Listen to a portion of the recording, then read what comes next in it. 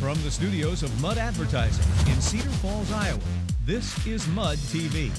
Today, Mud's full-service agency experts show you how media buying, creative, and full-service management bring results to you. Hi, I'm Gary Kroger, your host for Mud TV. Today's show's a little bit different. It's live, of course, but we kind of wanted to show you what it looks like backstage of a live broadcast just for a couple of moments. This is our control room. It's a relatively new addition to Studio A here at Mud Advertising. You can see it takes a few people just to do a broadcast like this. We have the ability to switch live between cameras in the studio, which I'm about to show you right now. This is our 3,500 square foot soundstage. It's unique because we built it just for this purpose, for doing live television shows and for producing great television commercials. It's a laser leveled floor because we did it the way we want to do it, so the camera will never have a dolly or a bump when it dollies. It's soundproofed. We have an infinity wall behind the set right here, which you can't see, but it's great production value. We've got a 16,000 watt sound system in here for productions of any kind of variety that we'd like to do. We also have a door that's 14 by 14 and a half feet, so we could bring in a 9,000 series John Deere tractor if we wanted to. Today, this is our live broadcast of Mud TV, and I have three experts from Mud Advertising, and we're going to talk about full service marketing, from strategy, creative, to the implementation, what it means to be a full service agency and why that's advantageous to you. To my right is Kathy Lenius, our media director. To her right, Michael Fritz, an account executive, and our newest addition here at Mud Advertising, our new general manager of the agency, Ron Rabune. Thanks for being here and spending a few moments. I want to remind anyone watching right now, we really love it when you ask questions. This is a live broadcast. You can log on to Ask Mud at mud.com, askmud@mud.com, or if you're on Mud TV right now, you can log into our live chat feature to ask any question. I'd also like to remind you, you can ask questions after the show. You can always get a hold of a Mud representative. We're around all the time, anxious to talk to you about anything you'd like to know about automotive marketing. Kathy, I'm going to start with you. As a media director, it's changed a lot over the last few years. How has media buying changed? Well, a few things have stayed the same in that we still do the reconciliation of all the invoices, making sure that everything runs exactly as ordered. We still do the post-analysis, making sure that we get all the ratings that we were promised when we made this buy. But the thing that's changed for us here at Mud is that we're implementing and using a survey where back in F&I, we're asking our customers what their habits are, what their media preferences are. And what I'm able to do with that information is to be able to predict what your future customer, what his preferences are going to be based on my past customers. So I can be much more laser focused in my buy. With Arbitron and Nielsen, we get at best 0.5% of the entire population. Not very much, but especially not very much when you think about in comparison that we are talking to 100% of your buying customers. So it makes my job in a way easier because I'm able to target what I'm going after. But I can also take advantage of opportunities where perhaps a station thinks that they're lower rated when in fact, in my opinion, and my customers, it's higher rated than what they believe. So there's the opportunity for a lot of negotiation and a lot of bargains to be had. So you're getting a much more scientific profile of who's actually buying cars in that market from that dealership. And it's more effective, I would guess. Could you use the phrase birds of a feather flock together? Sure, Is that absolutely. sort of what you're using to? Right. I can drill down to the fact that you bought this make and model. This is what you listen to. This is when you listen to it. This is your favorite local newscast. And I can use that information to touch that next customer of that next make and model. Has this been effective? Absolutely. Absolutely. Makes for a much more targeted, much more cost-efficient buy. I can make your dollars work a lot harder for you. How has it changed in terms of what specifically you're buying as a driver? I mean, 9 years ago when I started in this business, everything was television and radio. Online is obviously a much bigger presence. Has that changed your approach? It has. Each market is different. You can't assume that what works perhaps in Florida is going to work up in the Northeast. It's also confirmed things that we thought we believed, thought that we knew, meaning newsprint. We're finding that customers aren't referring to their newspaper before they go out and shop. So as scary as that decision is, it's reinforced by your customer telling you they're not using the print anymore. Right. I'm going to move on here. This will be an open discussion between all of us, and I already have some questions, but they're kind of something I want to ask to all of you after we've talked about what you do. Michael, you're an account executive, Yes. and that means you basically manage everything about the account. You take the media, the creative, the relationship with the client. Walk us through that, would you?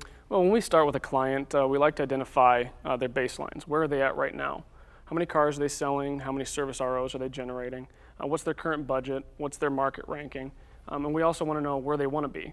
How many cars do they want to sell? How many? Where do they want to be in their market ranking? How many service ROs do they want to generate?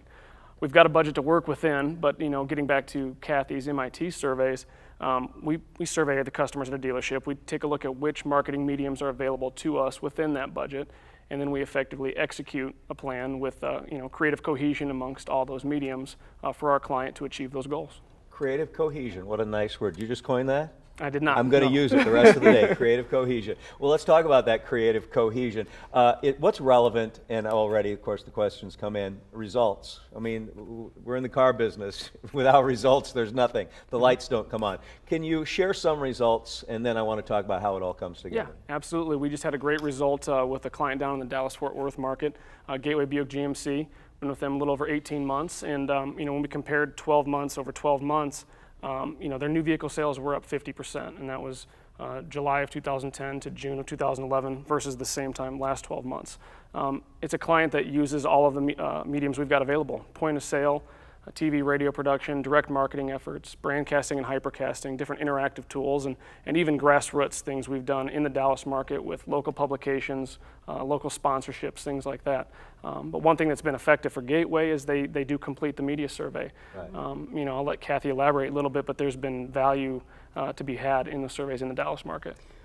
Because it's Dallas, it's very expensive. And what we've been able to do is by asking his customers, what those preferences are, I've been able to pinpoint exactly what stations that they're watching during what times. And so the opportunity presented itself that we could do just 2 network TVs in the morning. And we've been able to strip that and do that Monday through Friday, and have a consistency so that they may not have a ton of frequency, but because we're loyal in what we listen to and what we watch, you're exposed to that spot every day. And it may only be 2-3 spots a day that I purchase, but what's happened is you think you see it all the time. Right. And it creates that frequency. So in a market like that, it's especially important. Dallas is very expensive. This way I'm able to really zero in and make those dollars work for them. So it's really about ROI, isn't it? Absolutely. Mm-hmm. And with Gateway, it seems this is a client that's really bought into the entire philosophy and strategy of Mudd Advertising, the kinds of things that they're buying. You talk about hypercasting. In past shows, we have about hypercasting that you can archive, but it's our online paradigm structure. So they're really doing the whole thing with mail and how we buy media and the surveys to target where to buy, right? Absolutely. Yep. Can you show us some more results? Yep. Another result we have was with Witham Automotive Centers here locally. Just this past July, their sales were up 16%. Year over year, and it's another client that believes in our MIT, our media surveys, does a lot of production with us, and also on the direct mail and the direct marketing front. And then thirdly, we had a result with our client in Tulsa, Oklahoma, Keystone Chevrolet. Their sales were up 17% year over year. Again, a client that has bought into our policies and our strategies, and we implement a lot of different mediums for them as well. It really is, though, a partnership, isn't it? Absolutely. You really have to listen and do FaceTime and know what their needs are and constantly change that a basic strategy, but I imagine there's a lot of customization in there. There's always tweaking to what we're doing every month. Well, speaking of tweaking, let's go on to you, Ron. You've waited over there patiently. We have tweaked our business here by adding someone as terrific as you are. I'm going to toot your horn here for a bit because you were in the automotive industry for a while. Okay. You went away for a great opportunity in finance, and now you're back as our general manager. And I'm going to throw you the big whale of a question that came out over here. Okay. How has advertising changed, in your view, in the past 10 years? Well, you know, it's great to be back with this great company. I love the leadership here. The people are phenomenal. What we bring to the table are great results, but I think the people that support it make the biggest difference. The changes that I see happening in this industry is primarily digital. You know, having the information, the data that these dealers are wanting, we have access to, and we continue to grow that that database. The nice thing is that we can implement strategies that utilize all mediums, and we can target customers when the timing is right, being more efficient for the dealer. I think that's the key word, is being efficient. And I'm excited to be able to work with so many great people to be efficient for the company, but more for the dealer. I have a question for you, because I'm old enough to have seen a lot of changes, and we have these great analytical tools. We've turned the digital world into this organic thing because we can look at what's actually happening and keep improving the message. But what about customer relations, Ron?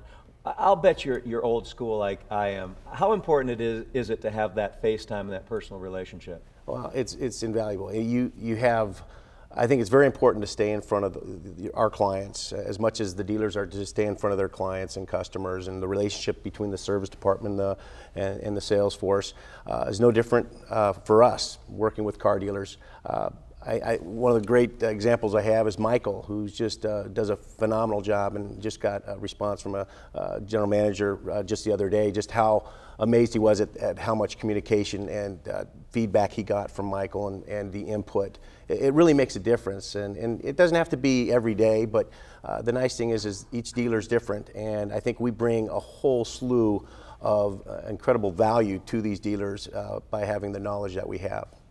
A question just came in, and once again, that's askmud@mud.com.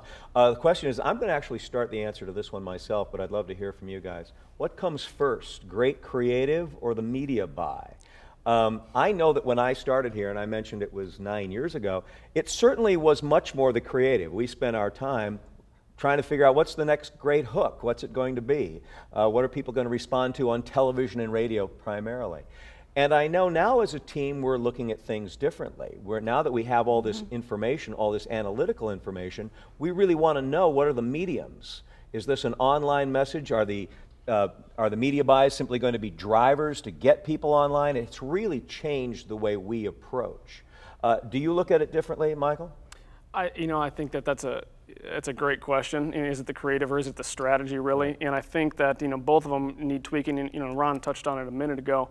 But the customers want the message that they're going to respond to at the right time and in the right format.